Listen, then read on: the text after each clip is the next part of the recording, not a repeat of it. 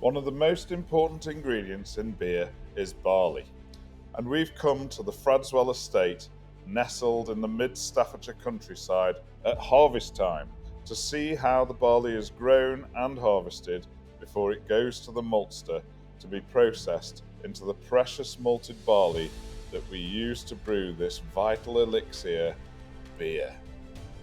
Yes, beer, the very lubricant of our history, and for hundreds of years the bedrock of our beer has been barley. In fact, way back in 1324, King Edward II actually officially declared an inch to be 3 seeds of barley laid out end to end. We've come a long way since then in how we grow and harvest the barley, and I caught up with Rob Atkin, third generation farmer of Atkin Farms, and asked him how he goes about growing, harvesting and selling the barley on a modern arable farm today. Right, Rob, thanks for joining me on camera. Your family have been farming here at Fradswell for how long? 3 generations? Yeah, so I'm the third generation. Grandad started farming here probably in the late 60s, early 70s, of which then it was all a bit like what you can see in the background, woodland and scrub. And obviously as years have progressed, we're now growing spring barley on the land that I suppose many decades ago was wood and scrubland. So scrubland, really. So that's a good question then, because I always think of arable farming as being east of England, East Anglia, Lincolnshire. The breadbasket of the UK. Yeah, no. When back in the days of the war, when the war ag were like valuing land to see what was fit for food production, they valued this as not fit for farming, and then here we are now, 60 years ago now, trying to grow a crop on it. Don't get me wrong, things have changed a lot since then, but it grows crops. It's not a massive yielding, but we know that, so we manage those crops to suit that sort of yield and what potential and returns we can get from it. So obviously the big factors of the weather. It's been very, very dry as well. You know, this last 2 months, hasn't it, at least? But looking at what we've got here now, seems to be plenty of straw, which is always a good indicator. And there's a half-filled trailer there, which is always a good sign. So hopefully it looks like it's doing its job. I noticed you've got a lot of different crops around the farm. Obviously this is barley, but on the way up the drive we've seen wheat. And what else have you got? So you've seen probably wheat on your way in, and then we grow oilseed rape. So a traditional sort of rotation will be for us is mainly wheat, 2 wheat, so 1 year wheat, second year wheat, because obviously wheat are your highest yielding crops, most profitable crops. And then we'll go then into either a winter barley, which is obviously autumn sown, or a spring barley, which is obviously grown in the spring. If we go wheat, winter barley, then we'll follow it with a spring barley, and then we'll go into what we call a break crop, which is either oilseed rape or beans. Now what I mean by a break crop is, so it basically gives the land a rest. So it's a crop that will put more back into the soil than what like the wheat and barley will take out. So like beans will fix nitrogen, so they take carbon dioxide out of the atmosphere and fix that in the roots and put nitrogen back in the soils. And rape does something similar, but rape is good for rooting. So rape will break up any compaction because it's got good strong tap root. So beans fix nitrogen, rape do basically like soil conditioning and things like that. Also we grow oats as well, that's another thing, and then we've got maize as well, but that's more for the cattle really. So if we can try and do a rotation of those 5 or 6 crops somewhere, and we grow rape 1 in 5, and that's normally how we manage it. So when we sowed this back in March, prices haven't been very good for probably the last 12 months, but we're already committed. When we took the decision in June and July the previous year for the cropping, we know that we're going to put so much spring barley in. Now, spring barley is a bit of a break or make crop, so if we have a good spring, a good summer, so that's probably plenty of decent temperatures, decent sunlight, a decent amount of rain, spring barley can grow well and can thrive.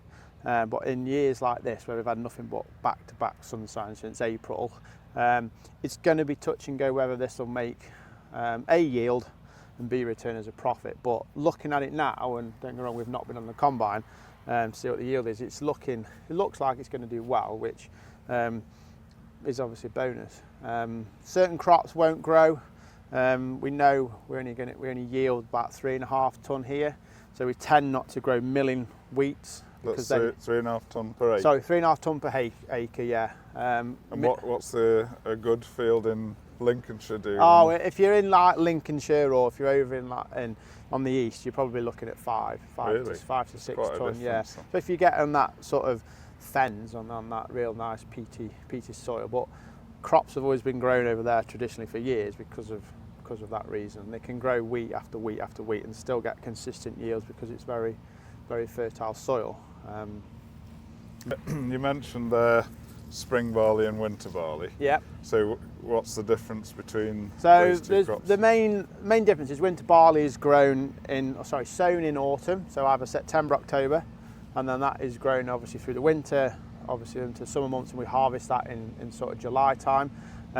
Spring barley is traditionally sown in March, April, and then we're harvesting that. So obviously we're harvesting it today. So that's got a shorter growing period. So that's about a 5-month sort of growing period. It's just something to do with genetics. It grows faster. Probably tend to get to knee high. As you can see in the background, it's not massively tall, but that's because when the barley's ready, the heads will neck over. So the heads fall over and they start to break, and that's when you know when the crop's ready as such. So as you can see now, the combine's obviously just hoovering up the crop. It's relatively low to the ground, but the header, if you see the header now, it's kind of bent the knife at the front. We call that a flexi header. So it operates it follows the contours of the ground. So basically we can shave up and pick up the heads of the barley when they fall on the floor. A traditional sort of header will be a fixed, rigid stable cutter bar, and that flexes because we've got such undulating ground here. We need that sort of. Do you have to operate that from the cab, or does it flex? So basically, itself? that does itself. You can just see the 2 wheels on the front of the header, on the back of the header. Sorry, the 2 wheels at the side. They monitor the contours. And then you've got the 2 wheels in the front at the side of the tracks. You can see a bit like the aeroplane wheels. So they govern what that sort of how that header bar moves. So sometimes when you see it pick up, it can be the sides can be properly doped down and the middle's quite high. That's just how the header's designed to set up to work, really. The Mark now is just unloading. Obviously the tank is full. The tank sits on the back of the combine, the big black sort of square-shaped thing behind the cab, and then he augers it out through the auger and fills the trailer. It's an impressive machine.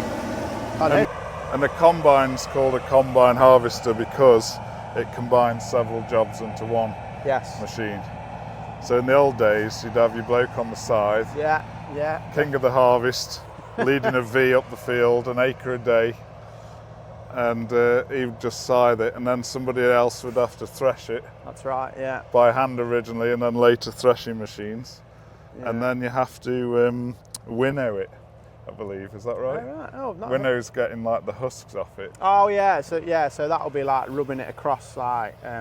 Normally you used to chuck it up in the air apparently in the old days, and the wind would blow it away. Yeah, the wind would blow it, and then they used to have like what they call that I suppose you imagine a cheese grater, a bit like plates like that you used to rub it along a rough surface, and it used to bring the husks, or what I suppose I call it chaff, but yeah, chaff, that's the word. Yeah, I guess modern day sort of wording have changed. But no, you said, like you say, a good man would do an acre a day. Well, Mark can probably do, if we have a good day, if we start early and we're in some big fields, we don't have to, especially up here at Fradswell, where we can go from a 30-acre field to a 30-acre field, we can probably do best part of 80 acres a day with that.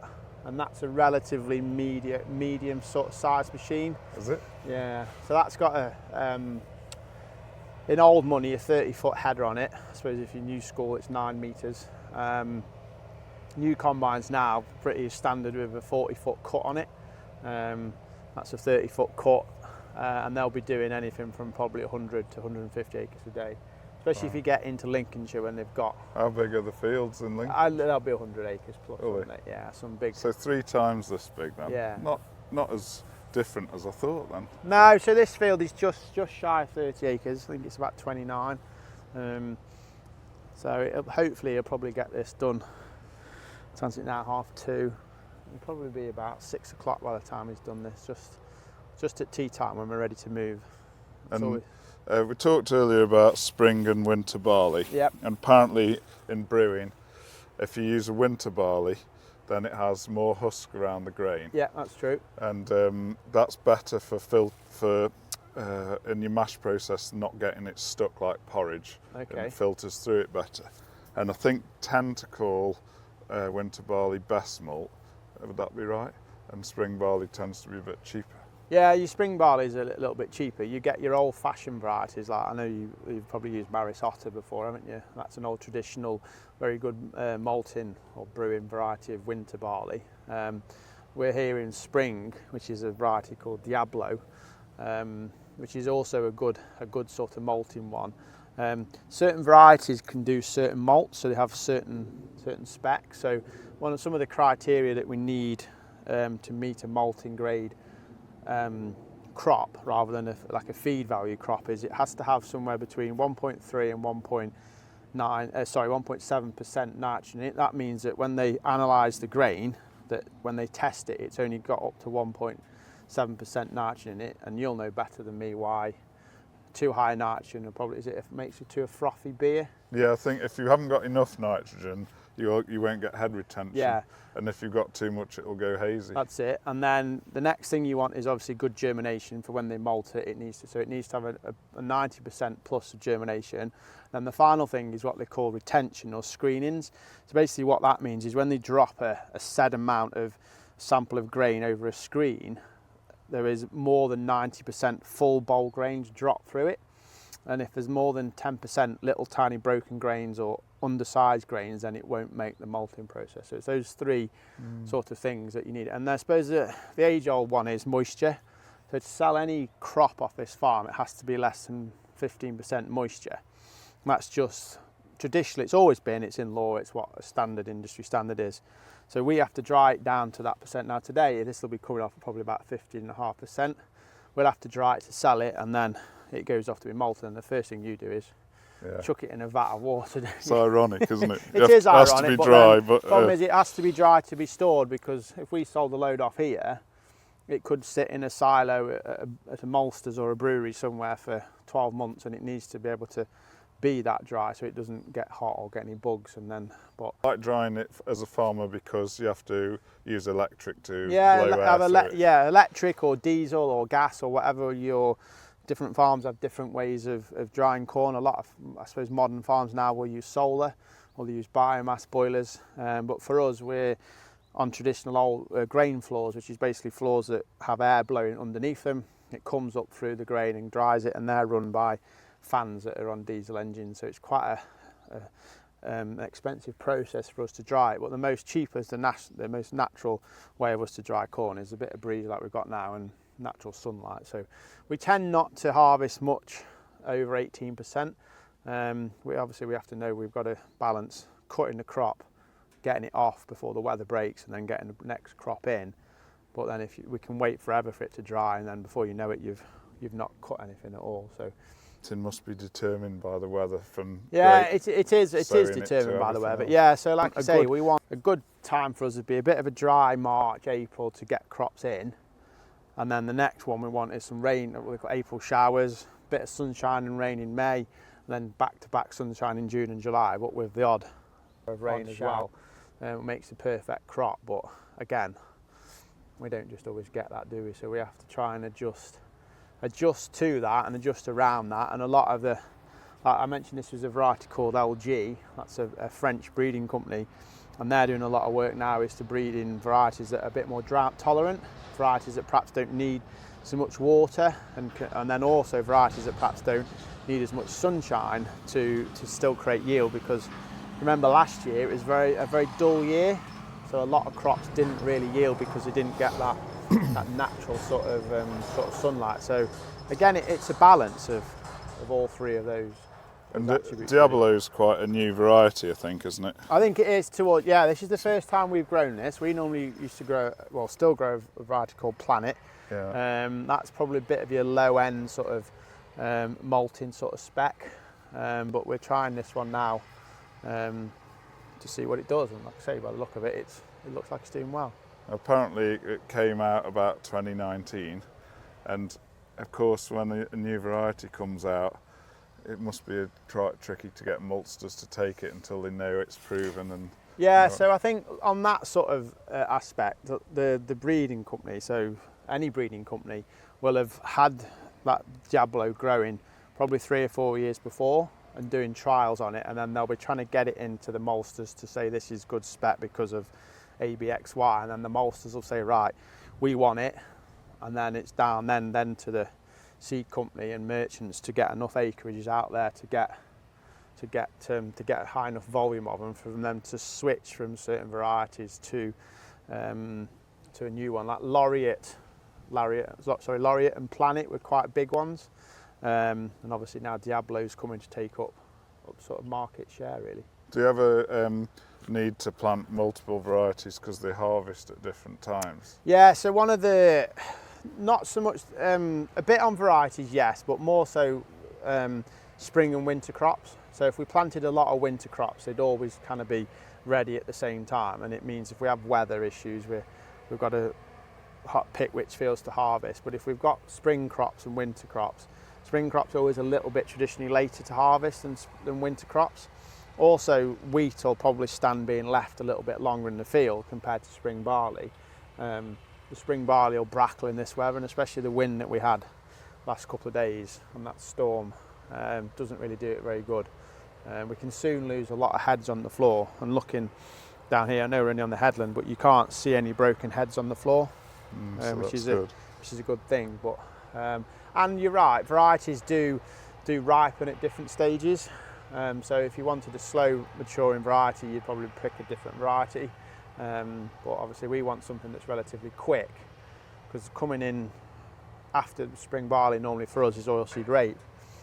This field's not actually going into oilseed rape, it's going into a cover crop.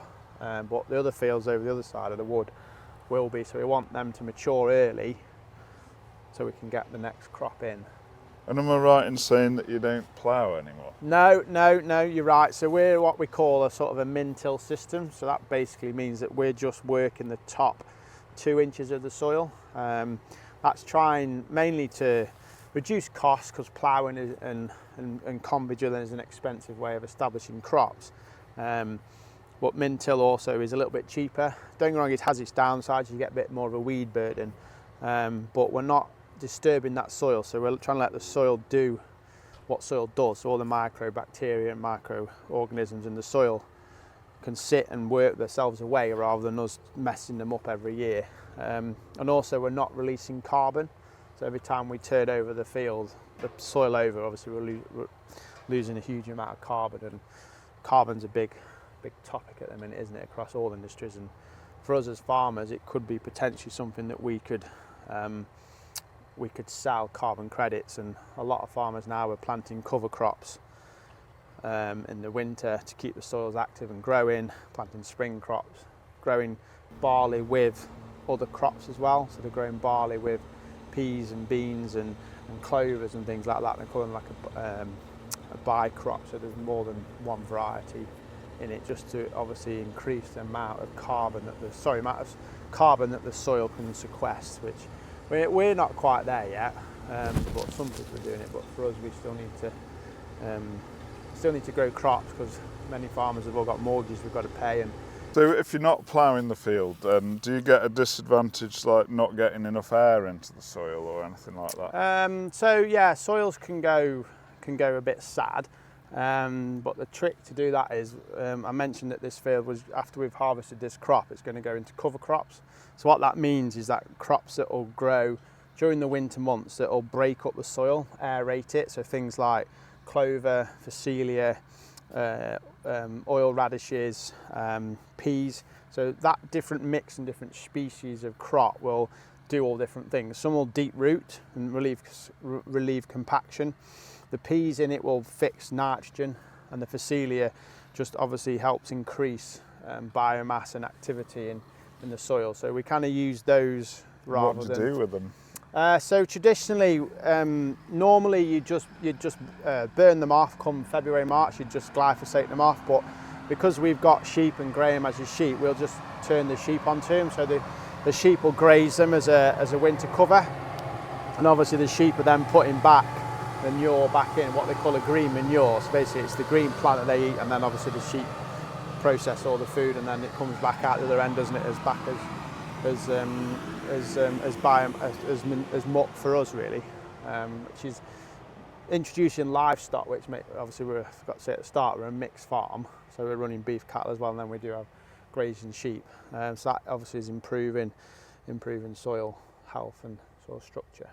And what's the difference to you from if the barley makes animal feed, or if it gets up to the grade good enough for so they call it a premium. So there's normally, it's not a huge amount at the minute, just because if you have a good year, and everyone's, not just my barley, but everyone's all across the country makes the grade, then obviously the merchants and the maltsters have got a lot to choose from. So the premium will drop. You're probably talking somewhere between perhaps 15 and 25 quid. If there's certain parts of the country that doesn't make the spec, then obviously that premium might go high, because there's a lot of the malting barley doesn't make spec, so it gets downgraded into the feed pile as such. But we just don't know. Until we send the samples off to be analysed, we won't know how much nitrogen is there. I got a feeling it might be a bit high this year, because we haven't had the rainfall for the plant to use that nitrogen. So we could have high levels of nitrogen, but I don't know. Last year I thought we wouldn't make it, and we did. So you just don't know. It's a bit of a. Is there anything you can do to influence it, or is it up to God? It's up to God, unless we can create rain. We need perhaps an Elon Musk sort of style thing that we can. Farmers in certain places will irrigate crops, but when you start irrigating, you've got to put like 2 or 3 inches of water on regularly, because if you start, it's a bit like a garden. If you start watering it for a week and then you stop, the plant grows, doesn't it? And you need to carry it on. It's the same with crops out here, but imagine we're doing it on a field scale, and that's a lot of water to extract from. You can't just get it out of a river these days, can you? No, you can't. You need licenses, but a lot of people that have got ponds that are growing potatoes and things like that are putting the water onto crops, because they're making that spec, and they're getting that premium, which is obviously paying for it. But what I don't want is a lot of malting barley to not meet spec, and then it dilutes the feed market, and then the feed market price falls because the merchant's got more to buy, because it's suddenly gone from, say, I don't know, 10,000 tonne in the UK to 15,000 tonnes, so they can give me a lesser price. Ideally, we want everything to make spec of what it's going to hit, and then the prices stay where they are. Barley's trading probably about 140, 145 at the minute. Malting will be probably about another 15, 25 quid higher than that. But and what's this thing this year where dairy farmers haven't had much grass, have they, in silage, so they've been whole cropping? So obviously again, another attribute to the weather is that grass growth hasn't been there. So a lot of the dairy farmers are short of second cut silage or first cut silage, which is basically their winter fodder through the winter months, and the cows are having to still need to milk, still need to produce yield, and obviously dairy boys have contracts that they need to produce so many 1,000 litres of milk a month, and to do that they're probably having to now feed their winter stock rations, which means then they're going to be short for the winter. But one of the options that we could do with barley or wheat is you can whole crop it, and basically what that means is you take the crop as a whole plant, so the straw and the grain included, but the grain has to be just between 25 and 30%, and basically the machine that does that, it basically just crimps the grain, so it just smashes it a little bit, but it doesn't get it really dry, so it's too hard, and it'll just pass through the animal, because the animal's digestive system can't cope with whole grains. They have to be broken down, so the enzymes in the stomachs can get into the grain and break down that grain and get the nutrition out of it. Hence why it has to be at less than 30%, but no more than 25, because that is the optimum time to crimp that. You just have to basically crack it so the animal's stomach can break it down. So a lot of dairy farmers have been doing that this year because... And the combine can do that? No, so that's more of a forage harvester. So that's the same thing that you would use to pick up grass. Right. A combine would, so like you said earlier, a combine is designed to do three things: cut, pull the grain off and leave the straw. The chopper would literally just chop it and chop everything into fine bits and break the grain. If we did it with a combine, you'd be left with a pile of straw and a pile of grain. So yeah, that's just been one of the things that has come out of this dry weather, really. Interesting. And I suppose for a farmer then, harvest must be a special time of year for you.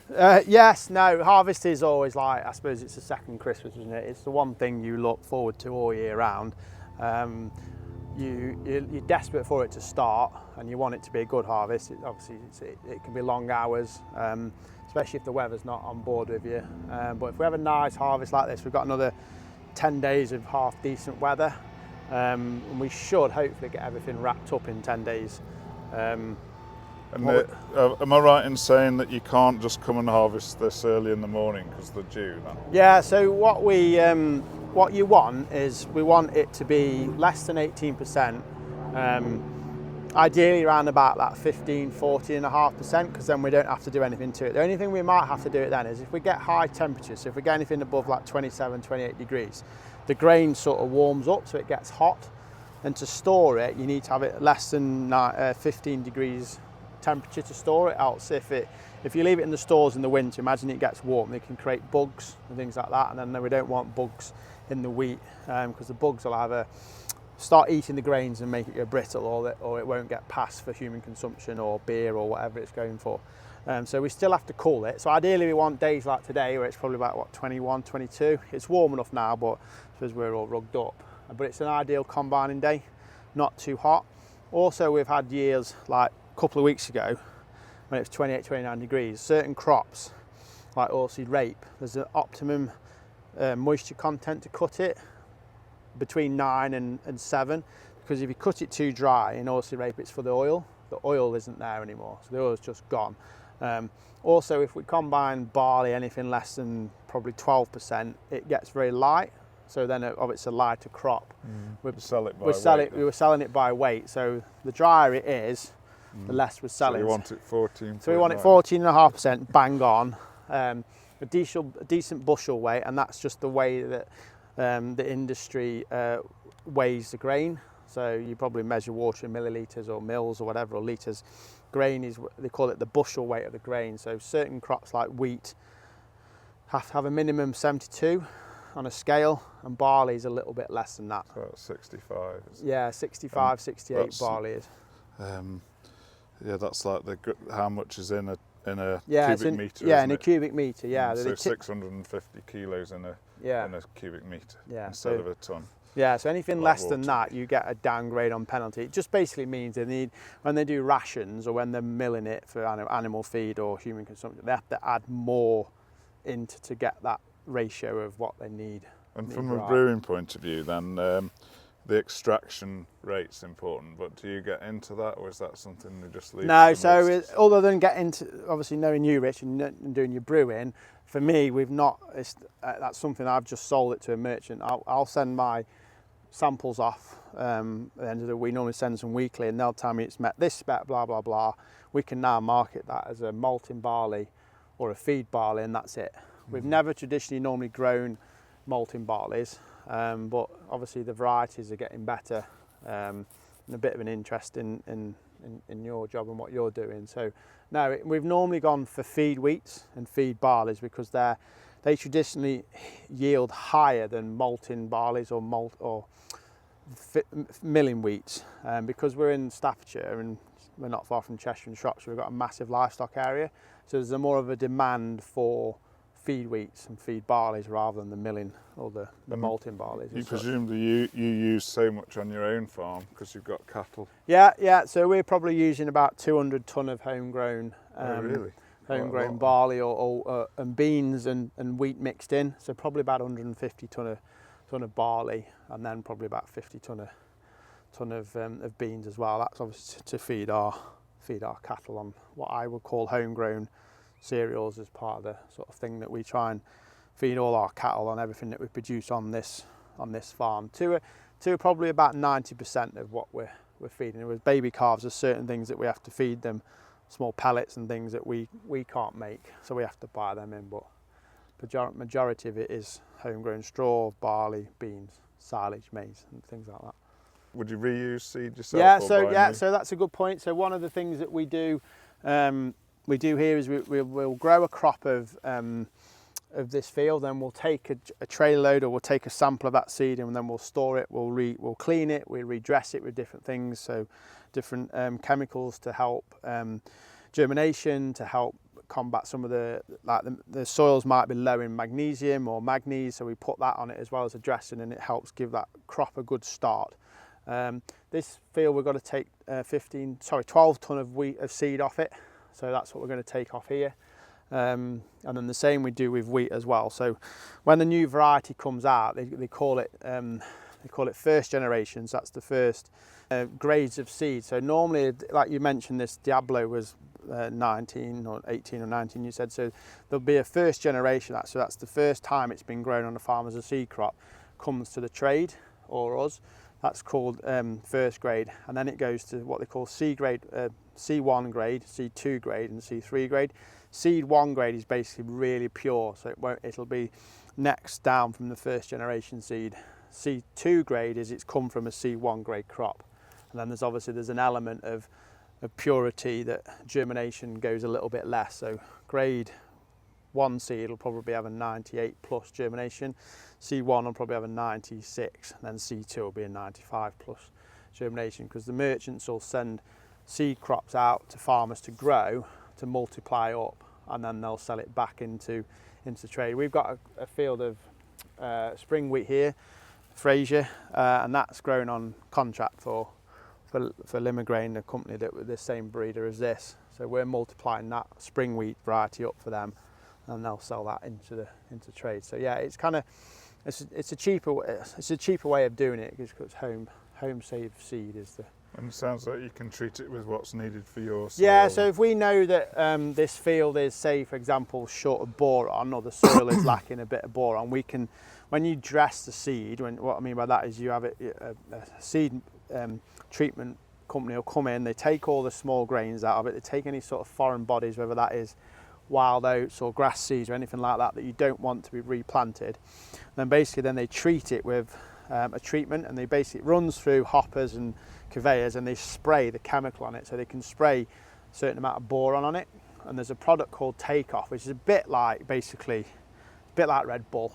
Basically, once it hits the soil, it gives it that kick of, right, I'm in the soil now, I need to get going, I can feel everything around me, all the microbacteria are encouraging that seed to germinate, and it basically flies. It's like someone has injected you with a bit of Red Bull, and boom, you're off, you're out the ground, you're out quicker, and then that'll then keep that plant growing, because as that seed emerges, what we don't want is it to die off, or we don't want it to be eaten by slugs or crows. So we want it to get up and get going and get 2 tillers out. What I mean by tillers is 2 leaves, 2 plants, and then we know it's pretty safe. So that's a quick way of engineering and seed treatment developments and things like that to get crops growing. But you can also do things like, we mentioned boron, you can do it for magnesium, manganese. There's an array of different elements or things that your soil can be short of, that you can help give that seed the best start. Barley then, presumably, I suppose it's because it's like in the grass family, it doesn't need to stratify or be cold before it will No, germinate. so barley doesn't need that vernalisation. So spring barley or winter barley and winter wheat needs, what I mean by vernalisation is, I think that's the right word I'm telling you.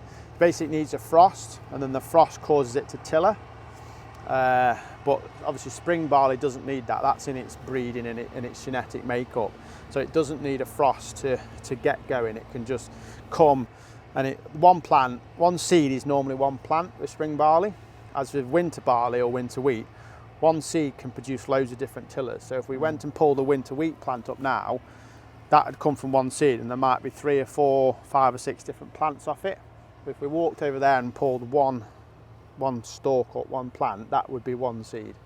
So seed rates go higher for spring corn because obviously the more plants you get, the more ears you get, the more grain you get. With wheat, there's a certain fine line of drilling too thick and it goes over, too thin it doesn't tiller. So it's a bit of a fine art, and that depends on heavier soils, kind of soils. Any sort of veg gardener will know if you've got a bit of a bad patch and you've got a veg garden, you won't plant your small seeds, will you? You'll probably put your potatoes over there, or if you know that's where your sprouts are going. Yeah, you probably put a higher seed rate on, won't you? Because an old farmer's tale is one for the soil, one for the seed, one for the slug, isn't it? Sorry, no, that's wrong. One for the soil, one for the crow, and one for the slug. So that's how you, because it's traditionally in March and April, birds are hungry, aren't they, on the back of winter, and if you come and scatter nice appealing seeds in the ground, crows are just going to just whip them out. So that's why you obviously do a certain percentage of seed rate to make sure you're mitigating that sort of risk. So this is a 30-acre field. You think this will yield 100 tonne or so? Yes. Well, spring barley, our farm average is about 2.5, 2.7. But I'd hope if this did 3 tonne, we'd probably get 90 tonne off here. That would be a good yield for us. Yeah. Thanks very much for speaking to us on harvest day. I know it's all right. It's all right. Obviously one of your busy times, so we appreciate that, and hope it goes well for you and you make malting grade. It's a pleasure. Well, hopefully, if we can get it for malting, we could be drinking it in not so many different. Sounds like a plan. Definitely. So that's the end of the 2025 barley harvest, at least here in Fradswell. And the next stage for the barley would be to go off for malting so that we can use it for making frothing ale. What I'd love to do is actually get some of this barley malted and get it back and be able to brew a small batch of beer in our little home brewery. And so if anybody knows where you can get a couple of tonne of barley, which I imagine is about as small as batches get, done, so that we could make some beer with the local barley and call it Fradswell beer, then let me know in the comments.